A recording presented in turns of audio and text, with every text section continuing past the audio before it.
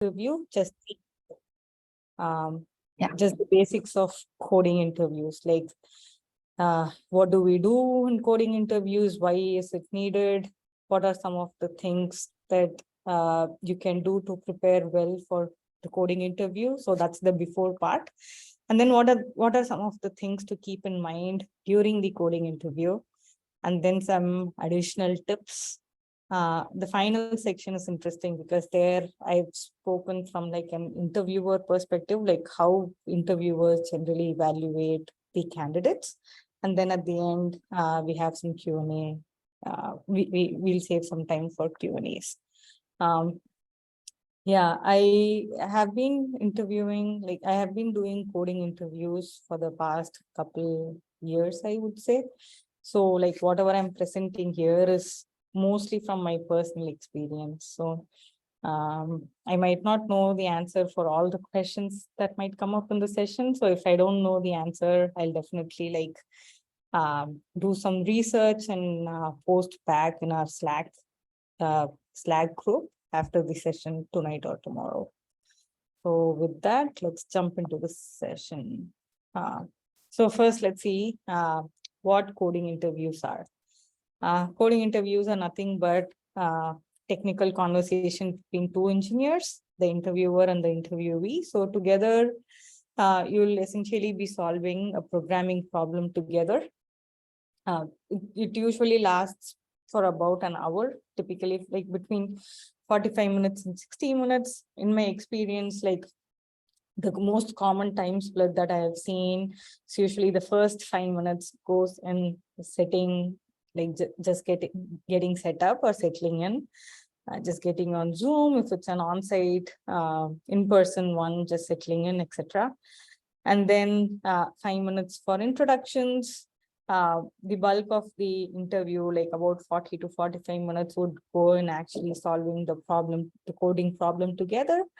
And then the last 5 minutes would be usually the reverse question section, where the interviewer would give you the opportunity to ask any questions to them about the company, about the culture, or whatever, right? So we'll look in detail about all of these in the upcoming slides. Coding interviews are usually done in one of the two ways. It's usually done virtually if it's a phone screen, but like COVID made everything virtual these days. So if it's either a phone screen or if it's usually a virtual on-site, then it's done virtually. Or if it's an in-person one, it's usually done on a whiteboard.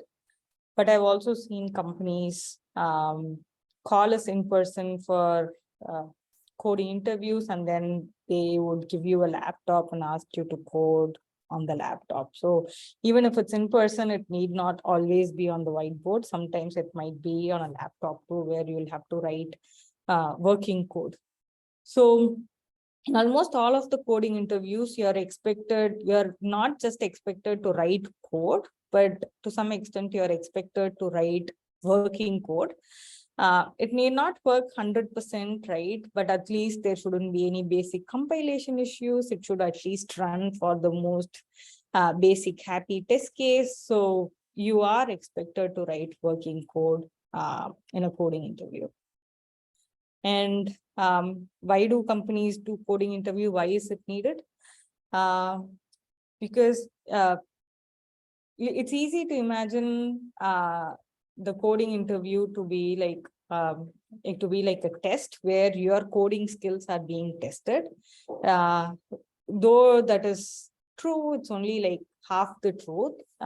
Coding interviews are usually like a two-way street. As much as they are evaluating you on your coding skills and technical skills, it's an opportunity for you to evaluate if the company that you are interviewing with is the one that you are interested in working for.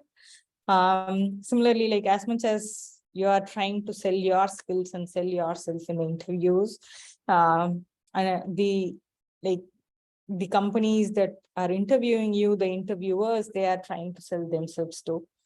And that's because like they want, while they want to keep all the not so great candidates out, they definitely want to keep all the great candidates in. So that's the reason why they are trying to sell themselves to while doing these coding interviews. And these coding interviews are like one of the first interactions that you get to have with anyone working in that company, right? So it's really important for them to showcase themselves from a good light to in these coding interviews. So how do interviewers or the companies usually make sure that they are evaluating if you are a great candidate or not? So there are a few areas, main focus areas that they use for evaluations. Those are nothing but communication skills, problem solving skills, technical competency, testing, and your soft skills. Communication skills, how good you're communicating, like can they understand what you're trying to say? Can you express your thoughts in words effectively? Things of that sort. Problem solving, how the problem solving is naturally a part of coding interview, right? Because they give you a problem and you're solving it. So the way how you solve it, how you think through it, how you approach it, that showcases your problem solving skills. Technical competency, like what programming language you use, how well you use it. Do you have all the syntax handy? What sort of data structures you use? Are you using the right one for the right problem? Things like that showcases your technical competency.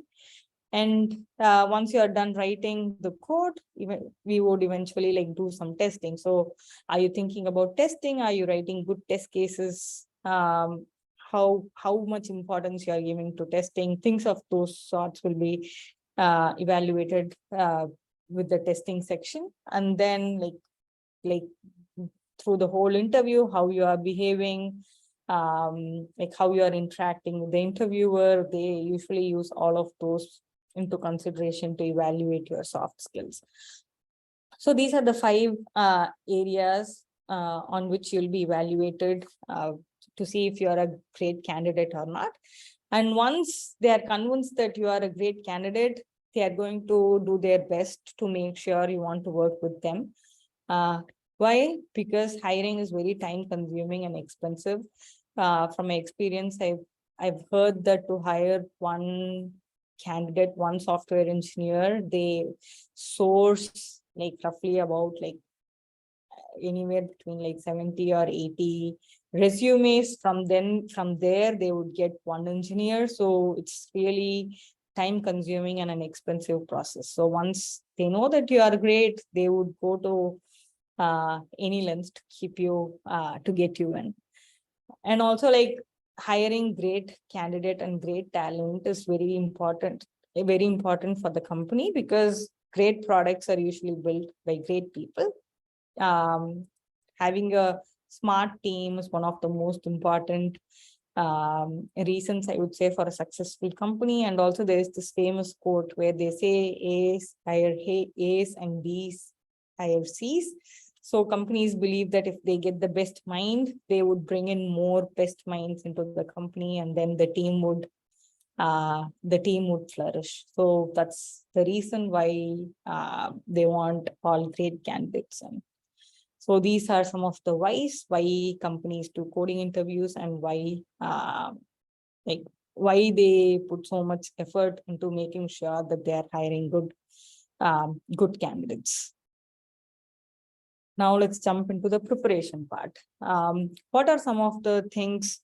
I think 3 people are in the waiting room. We can probably let them in.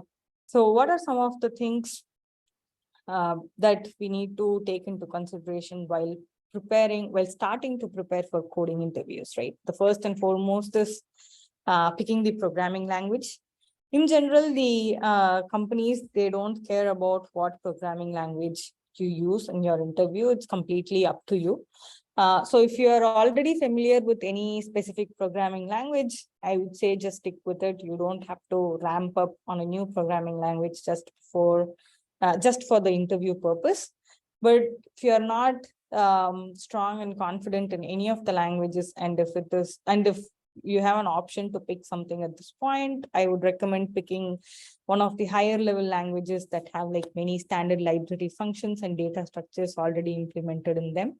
I've seen most candidates use Python or Java. If it's a front-end candidate, they would use JavaScript, and I've seen some people use C++.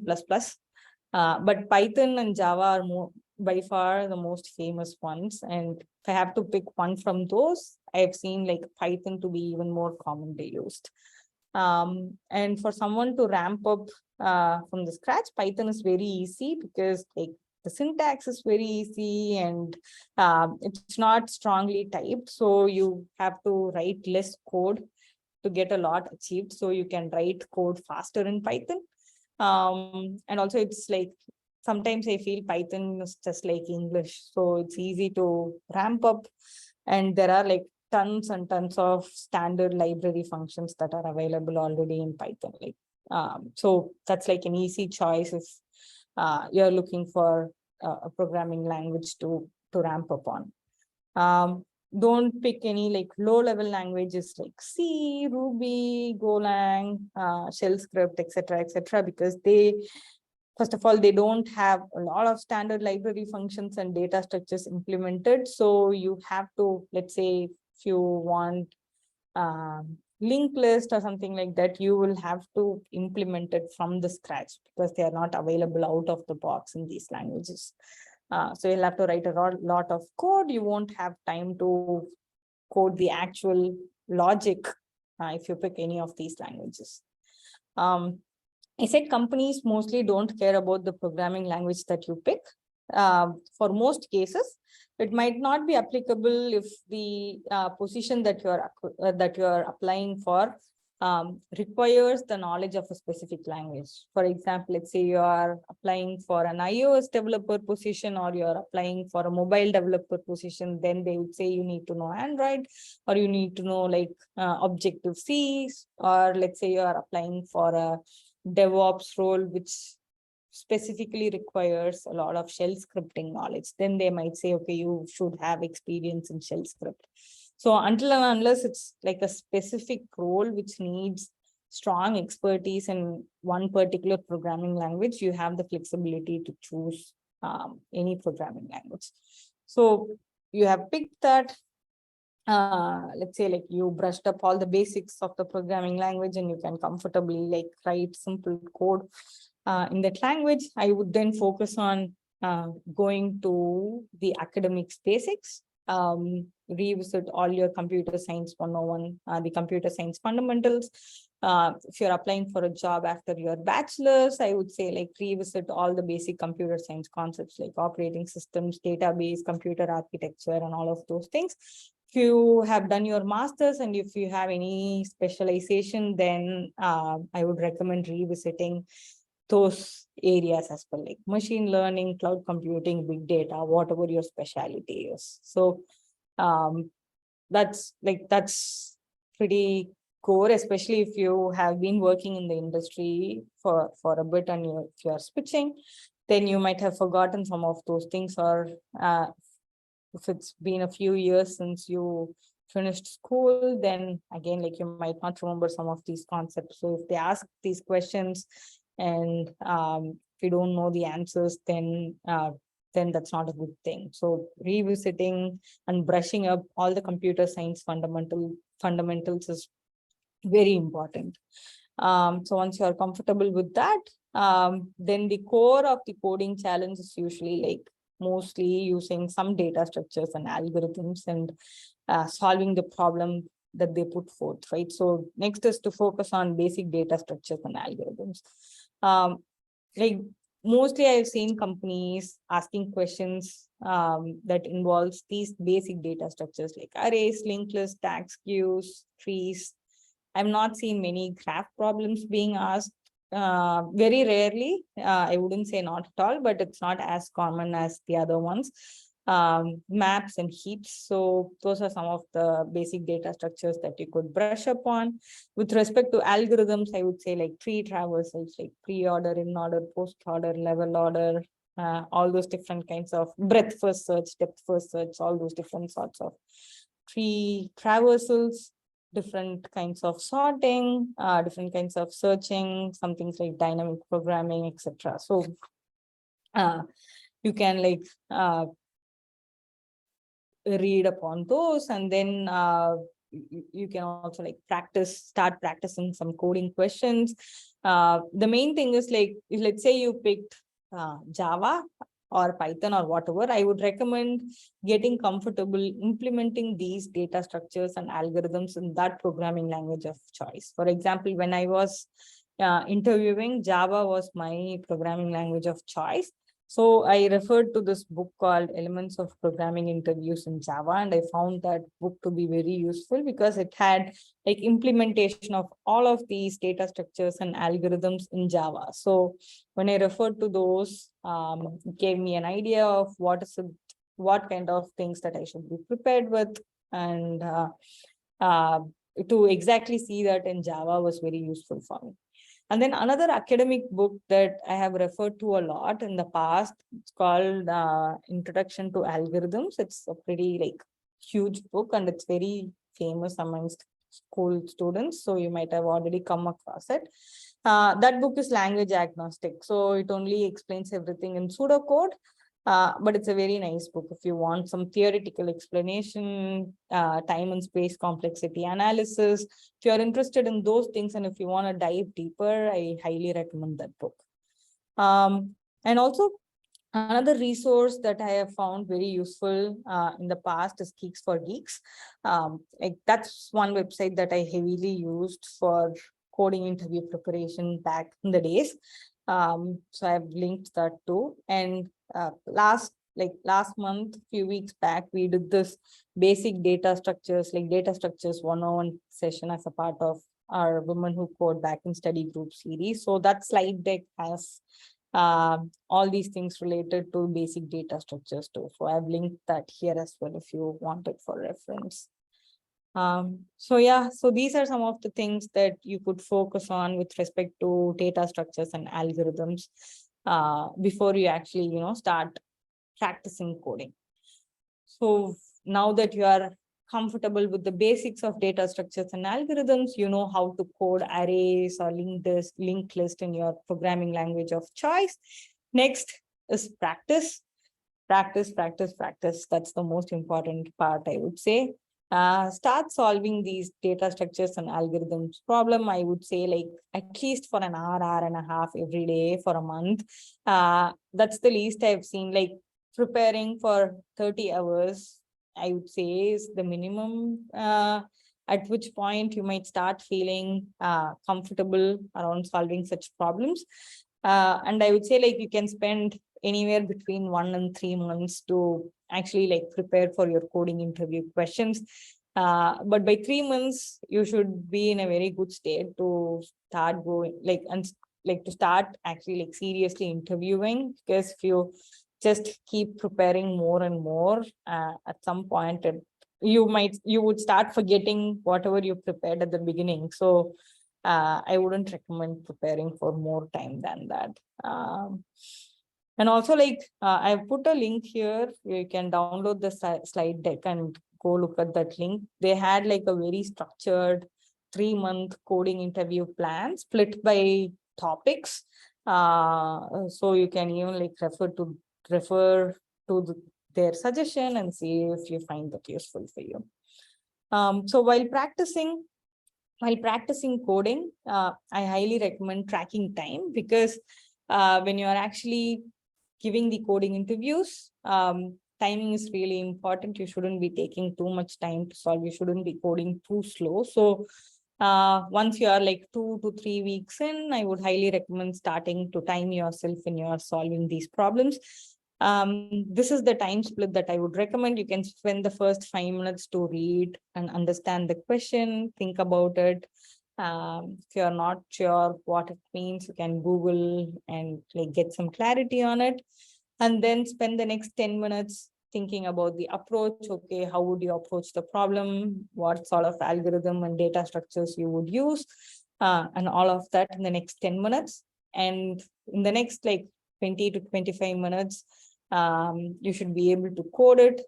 If you can't code it in the next 20-25 minutes, it's okay, take 5 more minutes, 5-10 minutes extra time, because you're just practicing. But then keep in mind that eventually you should be able to just code in about like 20-25 minutes or so, and then save the last 10 to 15 minutes for, writing some test cases, just practicing code walkthroughs, just thinking about time and space complexity of the code that you just wrote and things of that sort. So this is the rough time split that we would be following in the actual interview. So it's a good practice to actually follow the same time split while you are practicing too. I understand that during the first few weeks of your practice, it might not be possible to stick to this routine, but I would say you're ready to start interviewing when you're almost close to these time splits. So that's one way of checking if you're ready to interview or not. And then let's say you're going to spend a few weeks preparing, right? So along the way, I would recommend you to build some sort of a cheat sheet. So the cheat sheet could have some things like the time and space complexities for different data structures. What are some of the tips and tricks that you learned along the way? What are some of the mistakes that you made? Some patterns that you see in your code that you forget? What are some of the interesting approaches that you learned? For example, like if it's a level order traversal of a tree, I know that I'll have to use a queue to solve that problem. So things like that, like small tips and tricks that you learned along the way that you think you might forget otherwise, start documenting them in a cheat sheet. That would come in very, very handy when you like especially on the days before the interview, because let's say you have a coding interview tomorrow, tonight you can just take your open your cheat sheet and go over all the things that you have collected over the past month or two, which would really come in handy when you are giving the interview. So keep building your cheat sheet. Another recommendation would be doing mock interviews. There are two types of mock interviews. Like one is peer mock interviews, which is nothing but you can ask any of your friends to do some mock interviews. Like they can act like an interviewer and you both can jump on a Zoom call and solve a coding problem together. Or if some of your friends are looking for jobs too, like you can mutually help each other by doing mock interviews. There's also this website called Pram. I have not personally used it, but I think the concept there is like people who are again looking for jobs help each other by doing mock interviews in the website. And there are these expert mock interview sites. The most famous one is interviewing.io. Apparently looks like that particular website has engineers from companies like Airbnb, Google, Facebook, etc., who actually like are available to do mock interviews. So you can book a slot. I think you might have to pay some money, and then they'll do mock interviews for you and provide feedback. So even with Pram, at the end of the interview, I think you can provide like mutual feedback. That person would provide feedback for you and you would provide feedback for the other person. Same with interviewing.io too. I'm not very sure about the money part, but that's something that I can check and post in our Slack group later. I only done mock interviews with friends. I've not used any of these websites, but I've heard pretty good reviews about them, and I've heard that they were useful from some of my friends. So mock interviews, definitely do at least like a couple mock interviews, be it through friends or through these websites before we actually start facing real interviews. And okay, so we have been only talking about the coding aspect, right? Now, what are some of the other non-coding aspects? Prepare a good self-introduction so that when you introduce yourself, you have sort of like an elevator pitch, which is not too long and winded. Try to keep it simple, keep it under 2 minutes. Because if we spend a lot of time in the introduction part, then obviously we are eating the time that we get for coding. So, and we don't want to do it. Okay. We don't want to do it for ourselves. So keep the elevator pitch or the introduction very short and sweet. You don't have to dive into any of your projects in detail in your introduction part until and unless the interviewer explicitly like asks for it as a follow-up question. You can just say like your name, where you're from, where you're working, or what if you just graduated, where you graduated from, and you can just stop at that actually. Keep practicing your self-introduction. Try to maintain a positive and enthusiastic tone of voice while doing that. In fact, like throughout the interview. The more you practice your self-introduction, the more confident you will be, and your flow of words and everything would also be great. So I highly recommend practicing that. And then usually, at least I'm not, I'm in person, I'm not like dive deep into any of the projects as a part of coding interviews as such. There would be like separate tech deep rounds or separate hiring manager rounds or separate rounds where that are explicitly like focused on diving deep into projects. But still, some interviewers might ask some questions about your projects from the resume, even during coding interviews. So be prepared to dive deep on one of your recent projects. It would be great if the project is a technically challenging one. So you must be ready with you must be ready to explain the high level architecture of the project. If it's a whiteboard, well and good, you can just draw and show it there. If it's a virtual thing, then you might have to just talk through it. So you should be able to explain the high level architecture of the whole project, but the more important piece, the more important things to focus on is, okay, that's the whole project, but which pieces you owned? What were some of the challenges that you faced while you were working on the project? What impact did you create in the project? Did you bring down the latency from 1 second to 100 millisecond? Did you increase the scale from 100 requests per second to 1,000 requests per second? Or did the revenue increase by 200% because of what you did? Some sort of a numeric data point which shows the impact of your work is always great to keep handy. And then also, what did you learn from it?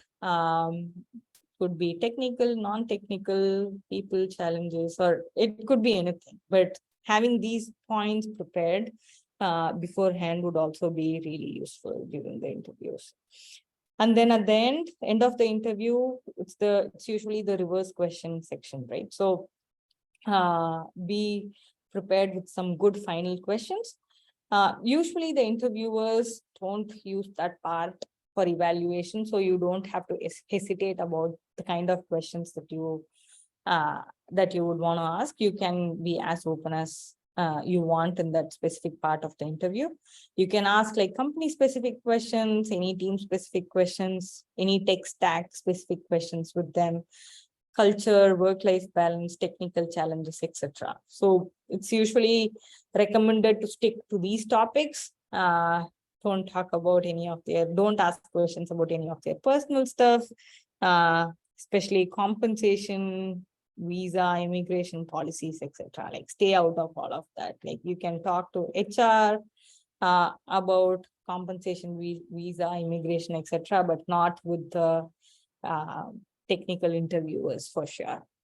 Like that's legally not allowed to. So be mindful of that. So these are some of the things that you could do while preparing for your coding interviews. Now let's see what are some of the things to keep in mind while you are giving a coding interview. Let's say, okay, you prepared, you applied, you got shortlisted. Now you got a call and you are on the call with the interviewer. So now what are some of the things to keep in mind? I'm not going in depth about the self-introduction again, because we just saw it in the previous slide. But yeah, start with the concise self-introduction, keep it short, under 2 minutes. You need not dive deep into any of your projects. So that is done. And then usually the interviewer would, they would actually like introduce themselves, and then they would share the coding challenge with you, right? So what the problem is. So the moment they are done with explaining the problem, You ideally shouldn't be jumping into coding or solving the problem right away. That's considered as one of the red flags. I would recommend like taking a pause there and asking clarifying questions, because most of the times the interviewers would actually like leave the problem a little underspecified or vague on purpose, because they want to see if you are asking any clarifying questions. Are you paying attention to details? So to intentionally to test those skills of yours, they would leave the question underspecified and vague. They wouldn't mention, like, you can clarify some of the things that you can clarify are like, let's say, what are the input ranges? If they say this function would take in a number, you can ask things like, okay, does it take only positive numbers, or does it take negative numbers too? What should be the input range that I should consider? Sometimes they won't even give you like a function signature. So like what are the inputs that I should be passing to the function? What should the function return as an output? What are some of the assumptions that I can make? So things of that sort. So spend the next 5 minutes thinking about clarifying questions, and just make sure that you get all your doubts clarified. So that should be the first step. And let's say, okay, you got good clarity on the question, and you know what exactly the problem is about.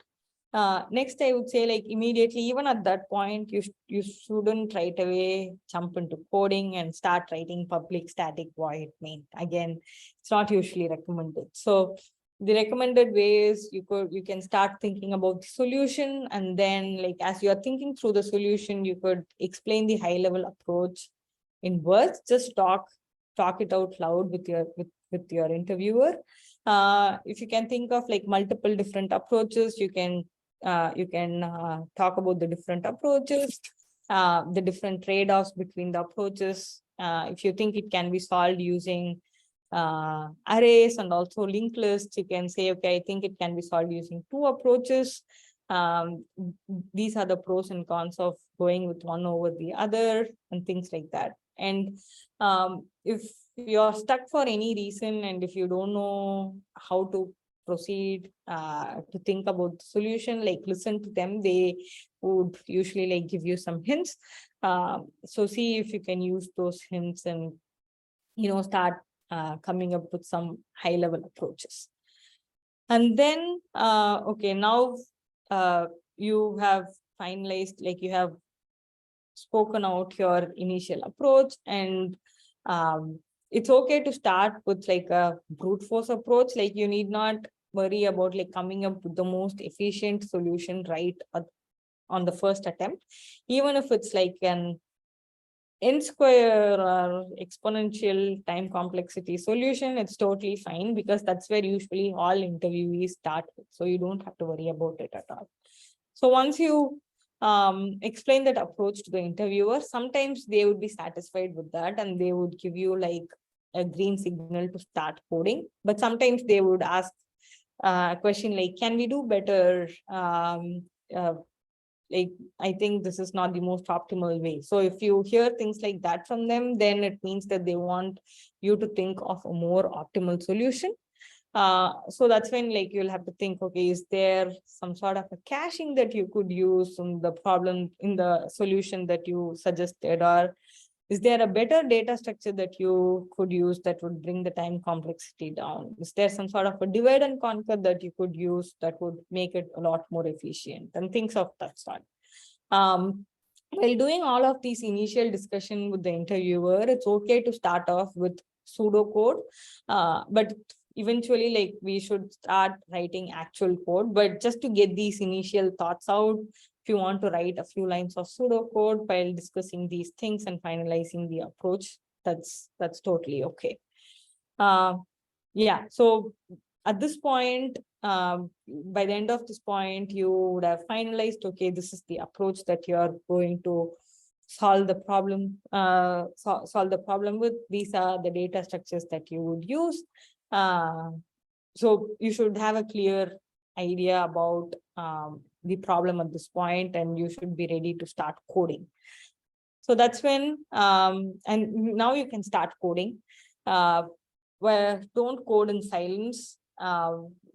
Just as you are typing, keep talking out loud. Keep explaining your thought process, what you are doing.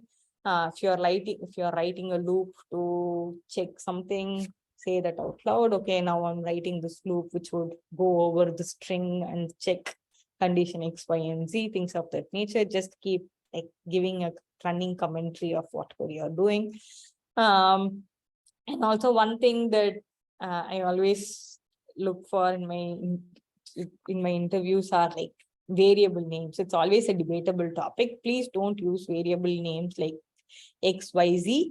The only place where I would say that's allowed is when you are iterating over something, and for indexes, if you want to use X or I or whatever, that's fine. But in all the other parts of the code, please don't use single letter variable names. And also, like, where at any point, whenever you are making choice between two or more options while coding, like, always discuss trade-offs proactively. That actually is a very good skill, and they would highly appreciate it. And they would make a note of it, that you were proactively discussing trade-offs at each and every point while you were coding. At any point, if you are stuck during the interview, listen for hints. The interviewers, if there is one thing that you are taking away from this session, I would say the interviewers want you to succeed. So they would try their best to give you hints and steer you in the right direction. So all you have to do is just listen to them, take their input, and see how you can make use of those hints into the solution to make progress. So worst case, I would say, it's even if you cannot absolutely make any progress at all, it's okay to even ask for hints. But then again, there's again a balance there. If they are giving you too many hints, then it means we have not prepared well for the interviews yet. So it's okay if they give you hints here and there, like one or two hints here and there. But if it's too many hints, then we are essentially underprepared. And then while writing the code, I would highly recommend breaking the code into like smaller chunks. Start from high-level functions, and wherever possible, break them into like helper functions. If you know that you'd be using something at multiple places, extract them out into a helper function, call that function instead of copy pasting the code at multiple places.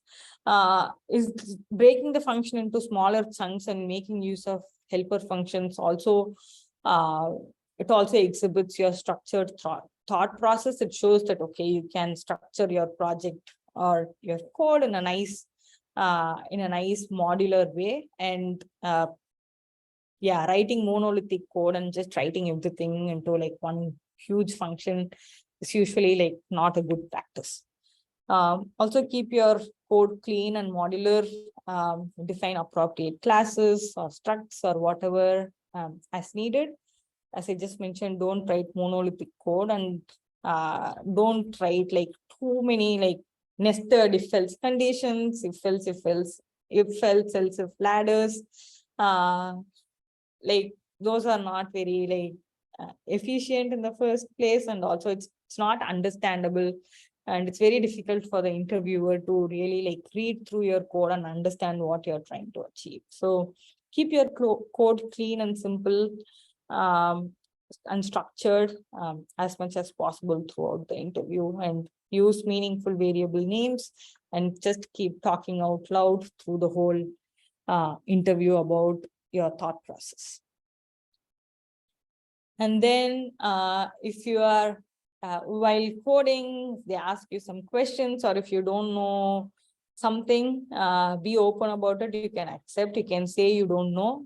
If you, let's say you're using linked list, but you forgot the functions that are available in linked list, rather than trying to just make it up on the fly, you can say things like, hey, I forgot I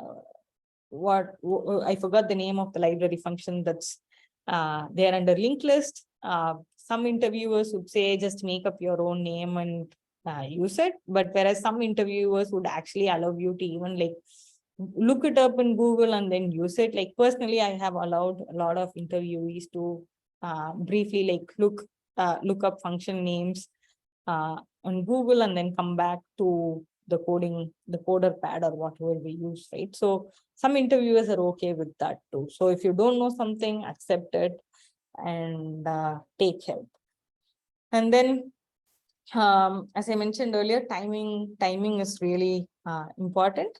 So that's why like you'll have to practice more so that you are in a place where you can like wrap up coding in under like 45 minutes so that you have the last 10 to 15 minutes for, testing, code walkthroughs, like fixing, like if any test cases fail, you'll have time to go back to the code and fix it and for discussions, etc.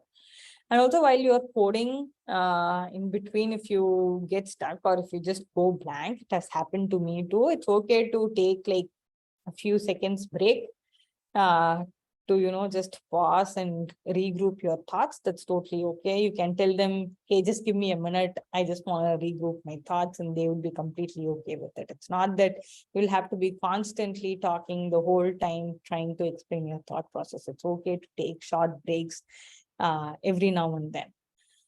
And then once, let's say, you feel comfortable and you feel that you have finished coding, you need not immediately say you are done coding. I would say like you can scan through your code. You can say, hey, I've finished coding, but I'd like to scan through the code to see if there are any mistakes. So scan through the code, see if you missed any edge cases, like null checks, empty string checks, things like that. And then if you see a lot of copy pasting in multiple parts of the code, see if there are any opportunities for refactoring. And if you are almost towards the end of the interview, you can at least call out that there are opportunities for refactoring, even if you don't have the time to do it. At that point, then you can take like a very basic, easy example, and then you can walk through your code with that example and explain to the interviewer, okay, how your code actually works on that particular example. And if it's an online platform, like CoderPad, etc., you can actually like compile and run the code at that point. And if there are any like compilation errors, you can spend some time like fixing the errors at that point. And also it's important to discuss the time and space complexities of your code once you are done with the coding part. If there are loops and such, or if you're using a specific data structure or algorithm in your code, you can explain how the time and space complexity ties to those different pieces. And you can also like discuss trade-offs and alternatives. You could say like, okay, we are using linked list, so this is the time and space complexity. Had we used this other approach with the tree, this would have been the time and space complexity, so on and so forth. Next we'll like now that we are done with the coding part and you have done code walkthroughs, the next important thing is test cases. Start with simple ones, happy, straightforward ones. That's a good place to start, but then like keep on adding like more positive and negative test cases, like something that should when I say positive and negative test cases, like something that should give you, if it's a true or false, something that gives true, something that gives false, something that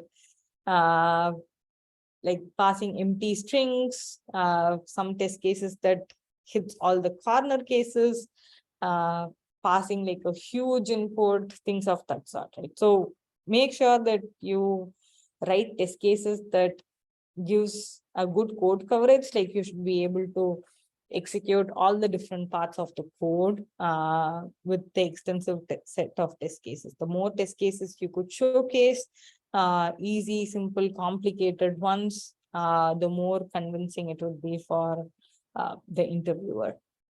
And then like once, like as and when you are adding test cases, you would also be like executing them or running the code, and you would see that, okay, your code passes for some test cases, whereas it fails for some of the test cases, then that's a great opportunity for you to showcase your debugging skills. So now pick the test case that fails, go back to the code, figure out why it's failing, explain to the interviewer, okay, hey, this particular test case is failing because at this place I missed this particular thing. So go back, fix the code, and then run the test case.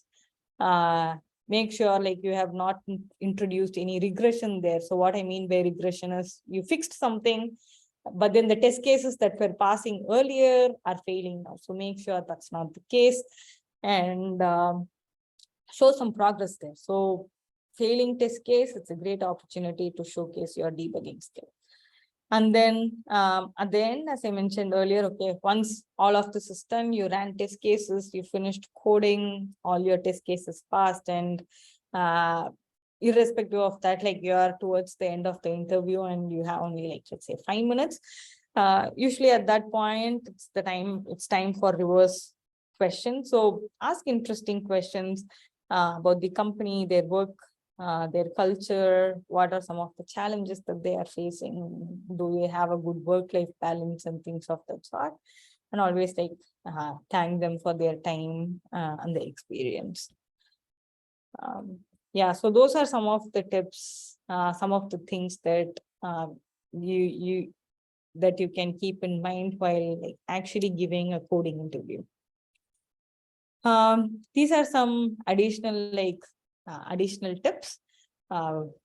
Like when you are applying for any specific company, before going into their interview, like get to know the company, do some research. You can spend some time reading some of their blogs.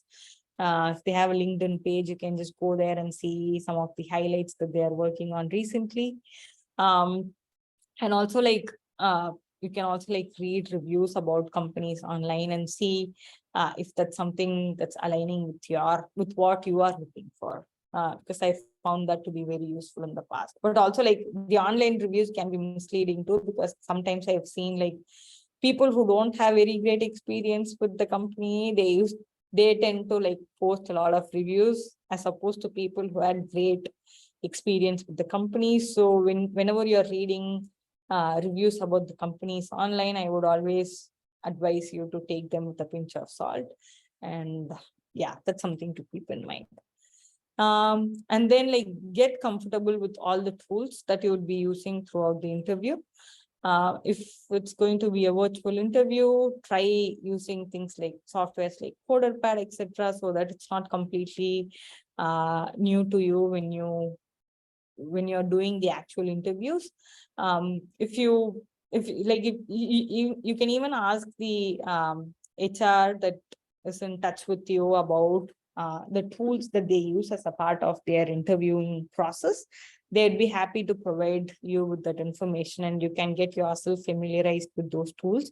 This would be very handy, especially if you are interviewing for a role which has design rounds, because in design rounds, you would be using some sort of a virtual whiteboard, and some of the virtual whiteboarding tools are not very user friendly. So it's better if you have like some sort of an experience with that particular tool before you actually jump onto the interview. So yeah, just get familiarized with those tools if possible. If it's like pre-COVID days, or let's say all the interviews are switched back to in-person on-site interviews where you have to code on whiteboard, I would highly recommend like getting a small whiteboard at home and using them for preparation. Like back in the days, that's how I prepared. I had a whiteboard at home, or I used to go to school and prepare using the whiteboards that's there. That gave me the confidence to actually like go and solve whiteboarding problems during actual interviews. So yeah, I would highly recommend doing that. And also like do not, since it's a coding interview, it doesn't mean we can ignore the behavioral aspects. Communication, as I mentioned, is one of the key aspects. Try to maintain a positive attitude throughout the interview, even if you are stuck, even if you're not able to make progress, it's okay. Don't get too frustrated. It's fine. With practice, you would get there eventually. And then warm up before the interview. Set up your laptop. Always join 5 or 10 minutes early just to make sure your internet, your laptop, Zoom, everything is working fine. You would be talking a lot, so keep some water next to you. And if it helps, practice your intro once or twice before you actually like face the interviewer. That's something that I have found useful personally. Also, as I mentioned earlier, don't prepare for too long. In that case, what would happen is you might start forgetting the things that you prepared at the beginning of your interview preparation. And also, if you get too over-indexed, you might be at a place where you know the most efficient solution for everything, and you are just too over-prepared. And they ask a question, and if you directly jump on to the most efficient and the most like linear time complexity problem. I don't know, sometimes I have personally seen that as a red flag too, because now I'm not sure if the candidate is over prepared or if the candidate has seen the specific question already somewhere. And because the whole point of coding interviews to test your problem solving skills and not your memory power. So over indexing and over preparing is not recommended too. So 1 to 3 minutes is good enough, and then start giving interviews. One other small tip is when you are interviewing, let's say you have some dream companies, don't interview for them first. I would highly recommend dividing the companies that you want to interview for under 3 different categories. Companies that you are not very keen in joining, some companies that you might consider joining, and then dream companies. And I would recommend applying for the companies that are in the first 2 buckets initially, give some interviews, use those as practice, leave some room for failure there and rejections there. And once you are confident and once you have an offer from those companies, then you would have like more confidence, and cracking further offers are like very, very easy. So don't go for your dream companies right at the get-go. Usually like save those for a little later in your whole interviewing process. And also another thing is like go via referrals if possible, rather than just applying for positions, open positions online or via LinkedIn. Because personally, companies give more weightage to referrals because, as I mentioned earlier, A's hire A's.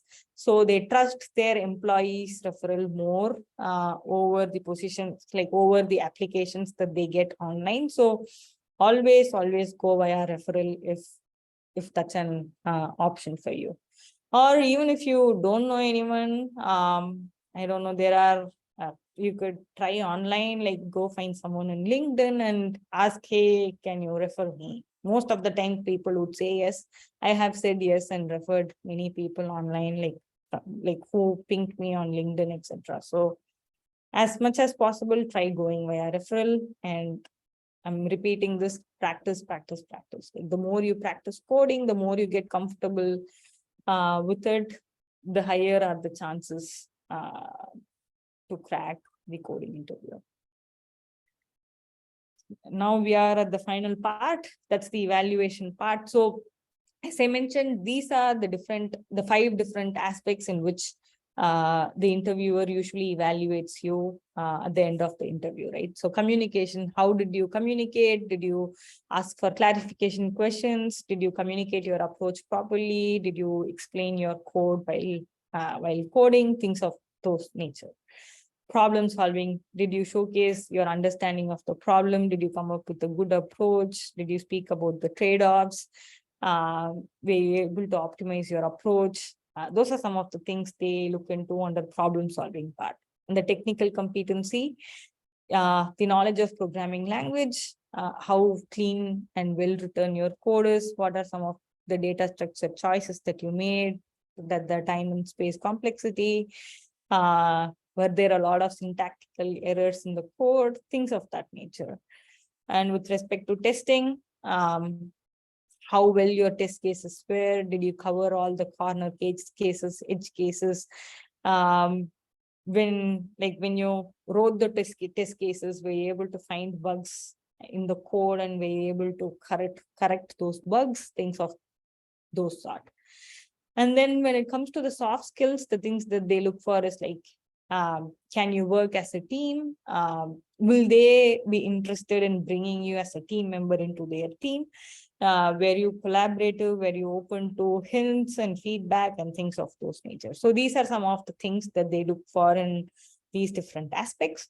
And the way how they usually rate, like this is the most common, I would say, like under each of these categories, there would be like a 4-point scale. It would be like either 1, 2, 3, 4 points, or these rankings: strong, higher, higher, no, higher, and strong, no, higher. So they would usually like assign these points for all of these different aspects, and then at the end they would say if you are, based on your overall performance, they would say if you are a strong higher, if you are a higher, if you are a no higher, or if you are a strong no higher. Rarely there were cases where I wasn't sure if the interviewee, if the candidate is a higher or a no higher. Then in those cases I have mentioned saying I'm unsure for so and so reasons. And then in that case, what they would do is, let's say if it's a phone interview, they might schedule like a follow-up phone interview. But let's say if it's an on-site with 5 rounds in total, and let's say there are like clear higher, no higher signals from the rest 4 interviewers. And if one interviewer said unsure, they might choose to just ignore that round and make a decision based on the ratings provided by the other interviewers. So yeah, these are some of the things to keep in mind, like while giving interviews, because these are the aspects in which you are actually evaluated on. And usually the final decision of hiring you or not is done in 2 different, I'd say like 2, 3 different ways in companies that I've seen so far. One is hiring committee. So hiring committee is a bunch of people like at higher level, like VPs and above. They will look at all the interview feedback from all the interviewers. They would receive like a packet which has all the details and ratings from all your interviews. And then they would decide if they would be hiring you or not. So that's one approach. That's the hiring committee approach. And then I've also seen this interview debriefs where there won't be any like separate hiring committee as such. But then let's say in total, you spoke with 6 different interviewers as a part of your phone screen and on-site rounds. So now all those 6 interviewers would be in one room with the hiring manager, and together they will talk about you, about your performance, and they would make a decision if you are a hire or not. And then there are companies where they do like a combination of these 2. There would be an interviewing debrief plus hiring committee. Together they would decide if you are being hired or not. So these are some of the different ways in which I've seen the final decision made. Yeah, that's all I had for today. These are some of the references that I used. I've also linked our previous session here.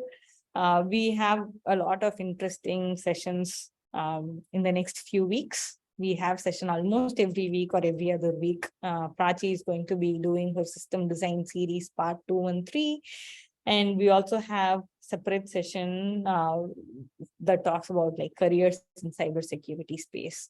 So yeah, pretty exciting sessions. You should definitely try to attend them. At this point, if you have any questions, feel free to ask.